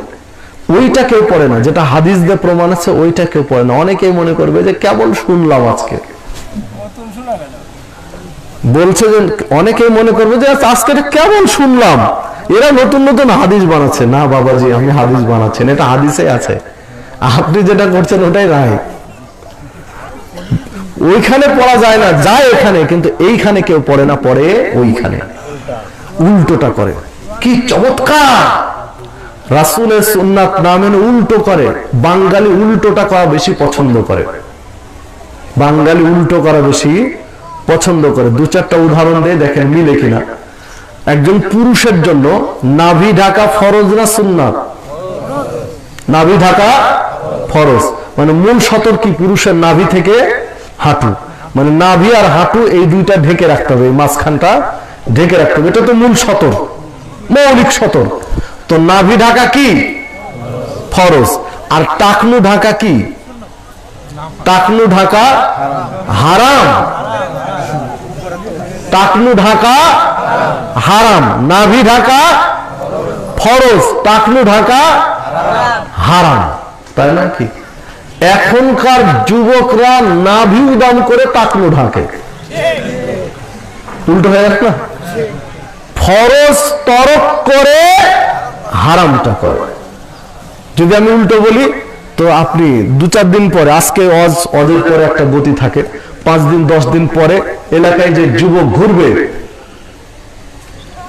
এলাকায় যে যুবক যাবে 2-4-5 জন 10 জন যুবকদেরকে আপনি দেখেন যে বাবা দেখি, আপনি একটু চেক করে দেখেন, অধিকাংশ যুবকের প্যান্ট আছে নাভির নিচে, আর নিচের দিকে দেখেন টাকনু তো ঢেকে আছে, গুল্লার স্যান্ডেলের সোলের মধ্যে 2 ইঞ্চি প্যান্ট ঢুকে আছে। বুঝা গেল কি? গুল্লার স্যান্ডেলের সোল এর মাঝখানে 2 ইঞ্চি ঢুকে আছে। তাহলে নাভি উদাম করে টাকনু ঢাকে এখনকার যুবকরা, নাভি উদাম করে টাকনু ঢাকে। সম্মানিত উপস্থিতি, যে কথা বলছিলাম উল্টো হয়ে গেল না? আর মুসলিম নারীদেরকে আল্লাহ সাল্লাল্লাহু আলাইহি ওয়াসাল্লাম বলেছেন যে তোমরা কাপড় ছেঁচিড়িয়ে চলো, মানে তোমরা কাপড় এত নিচু করে পরো যেন কাপড় মাটি ছেঁচিড়িয়ে যায় মাটির ঘর্ষণে।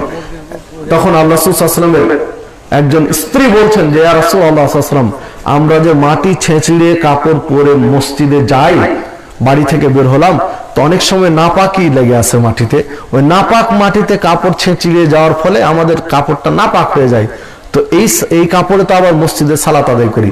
তখন আল্লাহ সাল্লাল্লাহু আলাইহি ওয়াসাল্লাম বলছেন, আল্লাহ মানুষের জন্য মাটিকে পবিত্রতাকারী বানিয়েছেন, যখন নাপাক মাটি ছেঁচিড়িয়ে যায় তখন কাপড় নাপাক হয়, আবার পাক মাটির যখন ঘর্ষণ লাগে তখন কাপড় পাক হয়ে যায়।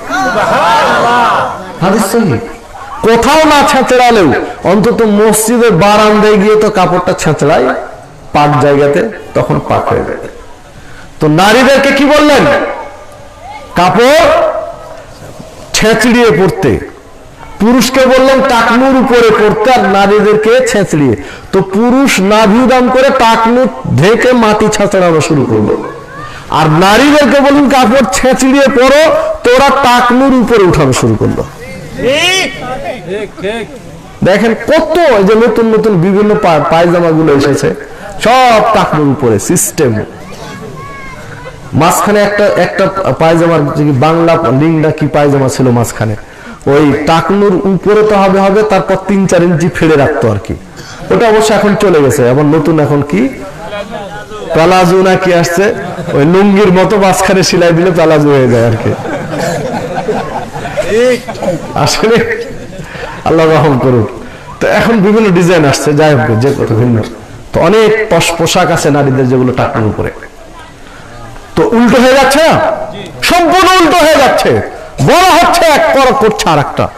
যেখানে মাগরিবের আজান থেকে ইকামতের মাঝখানে 2 রাকাত সালাত পড়ার সুযোগ আছে সুন্নাহ, সেইখানে এই 2 রাকাত না পড়ে, যেখানে পড়া উচিত নয়, মাগরিবের ফরজের পরে 2 রাকাত সুন্নাত পড়ার পর থেকে এশার আজান দেওয়া পর্যন্ত কোনো নফল সালাত নেই, অথচ ওইখানে গিয়ে 2 রাকাত পড়ছে যেখানে নিষেধ।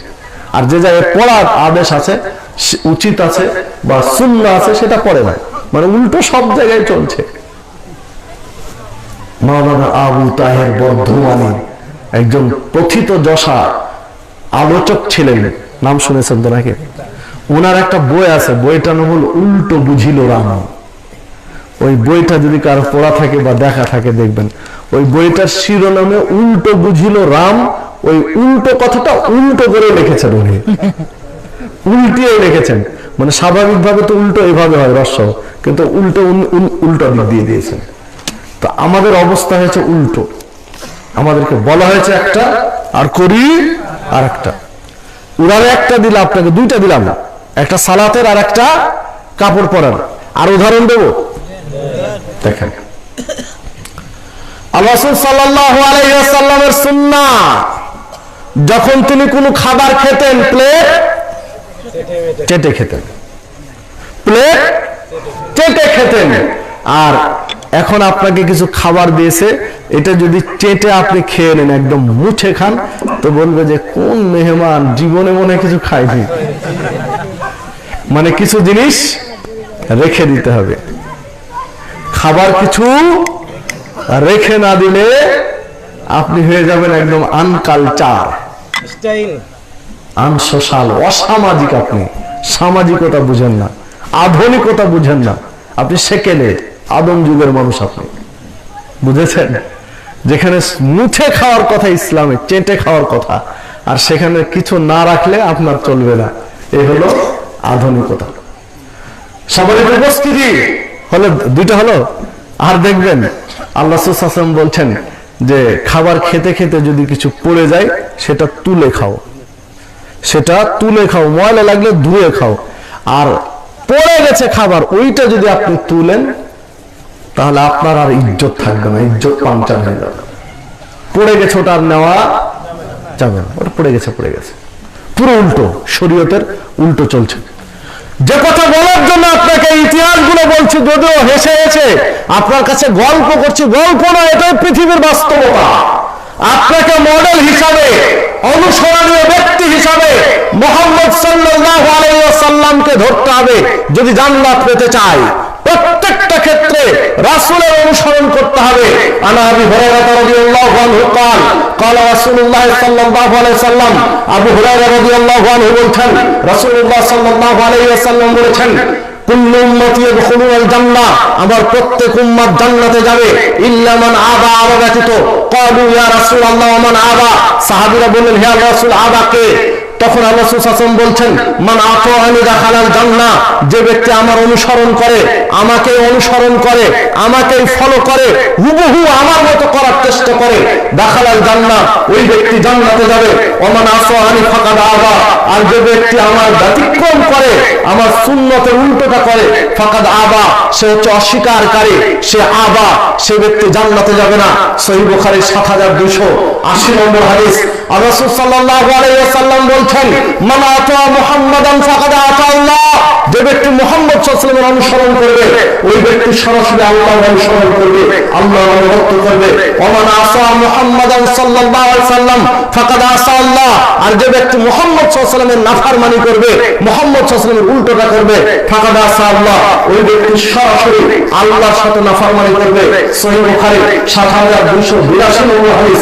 রাসূলুল্লাহ সাল্লাল্লাহু আলাইহি ওয়াসাল্লাম বলছেন, আনাস রাদিয়াল্লাহু আনহু قال قال রাসূলুল্লাহ সাল্লাল্লাহু আলাইহি ওয়াসাল্লাম, আনাস রাদিয়াল্লাহু আনহু বলছেন রাসূলুল্লাহ সাল্লাল্লাহু আলাইহি ওয়াসাল্লাম বলেছেন, লা ইউমিনু আহাদুকুম হাত্তা ইয়াকুলা হাব্বা ইলাইহি মিন ওয়ালিহি ওয়া ওয়ালাদিহি ওয়ান নাস আজমাইন, তোমাদের মধ্যে কোন ব্যক্তি, লা ইউমিনু আহাদুকুম, তোমাদের কারোই ঈমান পূর্ণ হবে না, কেউ পরিপূর্ণ মুমিন হতে পারবে না যতক্ষণ পর্যন্ত আমাকে, পিতামাতা, সন্তান সন্ততি, ওয়াস আজমাইন, পৃথিবীতে যত মানুষ আছে, নেতা নেত্রী হোক, বুজুর্গানে দিন হোক, পীরে কেবলা হোক, আর যে হোক না কেন, সবচেয়ে বেশি আমি মুহাম্মদ সাল্লাল্লাহু আলাইহি ওয়াসাল্লামকে ভালো না বাসতে পারবে, আমি মুহাম্মদ সাল্লাল্লাহু আলাইহি ওয়াসাল্লামের আদর্শকে সবার উপরে প্রাধান্য দিতে না পারবে, ততদিন পর্যন্ত তোমাদের কারোর ঈমান পূর্ণ হবে না। সহিহ বুখারী ১৫ নম্বর হাদিস, সহিহ মুসলিমের ১৭৮ নম্বর হাদিস, মিশকাতের ৭ নম্বর হাদিস। রাসূলুল্লাহ সাল্লাল্লাহু আলাইহি ওয়াসাল্লামকে একজন সাহাবী এসে বলছেন, দুল্লানি আলা আমালিন ইদা আমিলতু দাখালতুল জান্নাহ, এমন আমলের কথা বলুন যে আমল করলে আমি নিশ্চিত জান্নাতে যাব। ক্বালা, রাসূল সাল্লাল্লাহু আলাইহি ওয়াসাল্লাম বলছেন, তা'বুদুল্লাহ লা তুশরিকু বিহি শাইয়্যা, তুমি আল্লাহর জন্য ইবাদত করবে, কাউকে শরীক করবে না। ওয়া তুকিমুস সালাতাল মাকতুবা, সর্ব অবস্থায় ফরজ সালাত আদায় করবে। ওয়া তুআদ্দু যাকাতাল মাফরুদা, সর্ব অবস্থায় ফরজ যাকাত দিবে। ওয়া তাসুমু রমাজান, রমাজানের সিয়াম ছাড়বে না। ক্বালা ওয়াল্লাযী নাফসি বিয়াদিহি লা আযিদু আলা হাযা, এই কথা শোনার পর লোকটি বলছেন, আল্লাহর কসম করে বলছি, যার হাতে আমার আত্মা রয়েছে, যা আপনি যা বললেন তার চেয়ে আমি বেশি করব না, আপনি যা বললেন আমি তাই করব।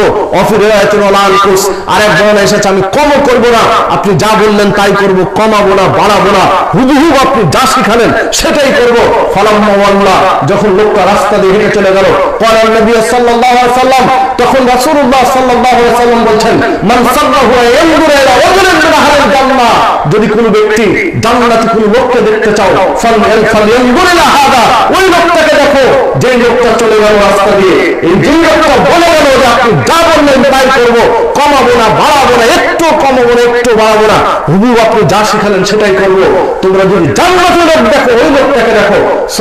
সহিহ বুখারীর মধ্যে পাবেন, সহিহ বুখারীর 1397 নম্বর হাদিস, সহিহ মুসলিমের 116 নম্বর হাদিস, মিশকাতের মধ্যে পাওয়া যাবে, মিশকাতের 14 নম্বর হাদিস। আনাস রাদিয়াল্লাহু আনহু قال قال رسول الله صلى الله عليه وسلم, আনাস রাদিয়াল্লাহু আনহু বলছেন, রাসূলুল্লাহ সাল্লাল্লাহু আলাইহি ওয়াসাল্লাম বলেছেন, লা ইউমিনু আহাদুকুম হাত্তা ইউহিব্বা লিআখিহি মা ইউহিব্বু লিনাফসিহি। তোমাদের কারো ঈমান পরিপূর্ণ হবে না, কারো ঈমান পূর্ণাঙ্গ হবে না যতদিন পর্যন্ত অপর ভাইয়ের জন্য তাই পছন্দ করবে যা নিজের জন্য পছন্দ করবে। মানে নিজের জন্য যেটা পছন্দ করবে অন্যের জন্য সেটাই পছন্দ করবে। এই মানসিকতা না হওয়া পর্যন্ত ঈমানের পূর্ণতা আসবে না। সহিহ মুসলিম, সহিহ বুখারী 13 নম্বর হাদিস, সহিহ মুসলিমের 180 নম্বর হাদিস। দেখুন, আনা আবি হুরায়রা রাদিয়াল্লাহু আনহু قال قال رسول الله صلى الله عليه وسلم, আবু হুরায়রা রাদিয়াল্লাহু আনহু বলছেন, রাসূলুল্লাহ সাল্লাল্লাহু আলাইহি ওয়াসাল্লাম বলেছেন, রাসূলুল্লাহ সাল্লাল্লাহু আলাইহি ওয়াসাল্লাম বলছেন, ইন্নাল্লাহা লা ইয়ানজুরু ইলা সুওয়ারিকুম ওয়া আমওয়ালিকুম। আল্লাহ তোমাদের কারো চেহারা সুরাত দেখবেন না, আল্লাহ তোমাদের কারো ধন সম্পদ দেখবেন না, কার চেহারা কত সুন্দর, কার সম্পদ কত বেশি, এইটা আল্লাহ দেখবেন না। ওয়ালাকিন ইয়ানজুরু ইলা কুলুবিকুম ওয়া আমালিকুম। আল্লাহ তোমাদের কলবটা দেখবেন, অন্তরটা দেখবেন, কে অন্তর থেকে সঠিকটা হকটা করছো এইটা দেখবেন, এবং তোমাদের আমলটা দেখবেন, কে বিশুদ্ধ আমল করছো, কে সৎ আমল করছো, কে নির্ভেজাল আমল করছো, এইটা আল্লাহ দেখবেন, অন্য কিছু নয়। সহিহ মুসলিমের 6708 নম্বর হাদিস। দেখুন, আনাস রাদিয়াল্লাহু আনহু قال قال رسول الله صلى الله عليه وسلم, আনাস রাদিয়াল্লাহু আনহু বলছেন, রাসূলুল্লাহ সাল্লাল্লাহু আলাইহি ওয়াসাল্লাম বলেছেন, তারাকতু ফিকুম আমরাইন লাউ তাদিল্লু মা তামাসসাকতুম বিহিমা কিতাবাল্লাহ ওয়া সুন্নাতা নবিহি। আমি তোমাদের কাছ থেকে বিদায় নিচ্ছি, চলে যাব তোমাদেরকে ছেড়ে, আমি চলে যাব পরে, তবে তোমাদের কাছে দুইটি জিনিস রেখে গেলাম। লাউ তাদিল্লু মা তামাসসাকতুম, যতদিন পর্যন্ত এই দুইটি জিনিসকে তোমরা শক্ত করে আঁকড়ে ধরবে, মজবুত করে আঁকড়ে ধরবে, লাউ তাদিল্লু, পৃথিবীর কারো শক্তি নেই তোমাদেরকে পথভ্রষ্ট করতে পারে, সত্য পথ থেকে মিথ্যা পথে নিয়ে যেতে পারে, ভুল পথে নিয়ে যেতে পারে, এইটা কোনোদিন হবে না।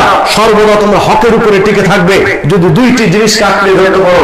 সেটা হচ্ছে কিতাবাল্লাহ, আল্লাহর কিতাব তথা কোরআন মাজিদ, ও সুন্নাত নবীহি, নবীর সুন্নাত তথা হাদিস। এই দুইটাকে যদি আঁকড়ে ধরো তাহলে তোমাদের কেউ পথচ্যুত করতে পারবে না। যে হাদিস পাবেন মুয়াত্তা মালিকের মধ্যে 3338 নম্বর হাদিস, রাসূলুল্লাহ সাল্লাল্লাহু আলাইহি ওয়াসাল্লাম বলেছেন, ফাআলাইকুম বিসুন্নতি ওয়া সুন্নাতিল খুলাফায়ে রাশিদিন আল মাহদিয়িন, যে তোমরা আমার সুন্নাত এবং হেদায়েত প্রাপ্ত 4 খলিফার সুন্নাত, আবু বকর সিদ্দিক, ওমর ফারুক, উসমান এবং আলী রাদিয়াল্লাহু আনহুম, এই 4জন খলিফা এবং মুহাম্মদ সাল্লাল্লাহু আলাইহি ওয়াসাল্লাম, এই 5 জন ব্যক্তির সুন্নাতকে তোমরা সামনের মারির দাঁত দিয়ে শক্ত করে মজবুত করে আঁকড়ে ধরো, তাহলে হকের উপরে থাকতে পারবে। যেইটা দলিল হিসাবে, ধর্ম হিসাবে আল্লাহ রাসূল সাল্লাল্লাহু আলাইহি ওয়াসাল্লাম এবং 4 খলিফা, মানে রাসূল সাল্লাল্লাহু আলাইহি ওয়াসাল্লামের 23 বছর আর 4 খলিফার 30 বছর, এই 53 বছরে যেটা শরীয়ত হিসেবে ছিল সেটাই শরীয়ত। এই 53 বছরের পরে যা হয়েছে সেটা শরীয়ত নয়।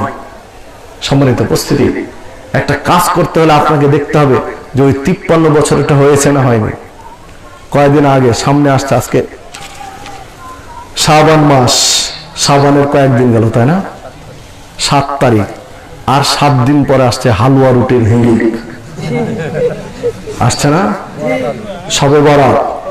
এই শবে বরাতের হালুয়া রুটি আর শবে বরাতের সালাত আলফিয়া বা শবে বরাতের যে যন্ত্রপাতি যাই বলেন না কেন, ওই 53 বছরে যদি হয়ে থাকে তো আপনি করেন, আর না হয়ে থাকলে ছাড়েন, না হলে বিপদ আছে। বেশি ভালো করা বিপদ, বেশি ভালো নয়। আল্লাহ রাসূল সাল্লাল্লাহু আলাইহি ওয়াসাল্লাম যা করেছেন সেটাই করুন, একটু 19-20 হলে বিপদ আছে। সম্মানিত উপস্থিতি, দেখুন এরপরে আরো আনুষঙ্গিক সবগুলোই অন্যায়গুলো আমরা একটার পর একটা করতে আছি। আপনি শবে বরাতের সিয়াম কেন পালন করবেন? আপনি সিয়াম পালন করেন, নফল সিয়াম, শাবানের নফল সিয়াম করেন। আপনি 15 তারিখ সিয়াম পালন করতে চান, তাহলে আইএমএ 20 করেন, 13, 14, 15 করেন, সারা বছরের নেকি পাবেন। আইএমএ 20 সিয়াম পালন করলে প্রত্যেক মাসে 13, 14, 15 করেন, 15 তারিখ হয়ে যাবে। কিন্তু শবে বরাতের নিয়ত করতে গেলে বিপদ আছে, যেহেতু 53 বছরের প্রমাণ নেই। আল্লাহ রাসূল সাল্লাল্লাহু আলাইহি ওয়াসাল্লাম সাহাবায়ে কেরাম মানে শবে বরাতের উদ্দেশ্যে 15 শাবান সিয়াম পালন করেছেন, তার কোনো রেকর্ড নেই। আসুন আমরা কোরআন ও সুন্নাহ ভিত্তিক জীবন পরিচালনা করার চেষ্টা করি, রাসূলের সুন্নাতের অনুসরণ করে আল্লাহ আমাদের সেই তৌফিক দান করুন। সম্মানিত উপস্থিতি, আলোচনা শেষ পর্যায়ে এসে আপনাদেরকে উদাত্ত আহ্বান জানাই যে মিয়াপুর পূর্বপাড়া জামে মসজিদের উন্নয়ন কল্পে আজকের এই জলসা। এই মসজিদের জন্য সাদাকা করবেন, দান করবেন। দানের গুরুত্ব এত বেশি, অবাক হয়ে যাবেন শুনলে, এত বেশি দানের গুরুত্ব। মান বানা মসজিদান বানাল্লাহু লাহু বাইতান ফিল জান্নাহ, এটা তো জানা হাদিস, তাই না? কেউ যদি মসজিদ নির্মাণে সহযোগিতা করে তো সরাসরি আল্লাহ তার জন্য জান্নাতে ঘর নির্মাণ করে দেন। আপনি মসজিদ নির্মাণে 200 টাকা দিলেন, আল্লাহ ডাইরেক্ট জান্নাতে ঘর নির্মাণ করেন আপনার জন্য। সহিহ বুখারী হাদিস। এরপরে দেখুন আল্লাহ রাসূল সাল্লাল্লাহু আলাইহি ওয়াসাল্লাম বলছেন, আস-সাদাকাতু তুতফিউল খাতায়া, দান করলে পাপকে ওইভাবে মিটিয়ে দেওয়া হয় কামা ইউতফিউল মা'আন-নার, যেভাবে জ্বলন্ত আগুনে পানি ঢাললে আগুন নিভে যায়। দাও দাও করে আগুন জ্বলছে, এই জ্বলন্ত আগুনে পানি দেওয়ার সাথে সাথে ধপ করে আগুন নিভে যায়। ঠিক আপনার অনেক পাপ হয়ে গেছে, আপনি দান করেন, আপনার পাপগুলো একদম আগুন নিভে যাওয়ার মতো মিটে যাবে। সম্মানিত উপস্থিতি, একজন ভাই কয়েকশো টাকা দিয়েছেন, 300 টাকা দিয়েছেন, আল্লাহুম্মা আকসির মানহু বারাকাল্লাহু লাকা ওয়া লাকা মালিক। আরেকজন 100 টাকা দিয়েছেন, আল্লাহুম্মা আকসির মানহু বারাকাল্লাহু লাকা।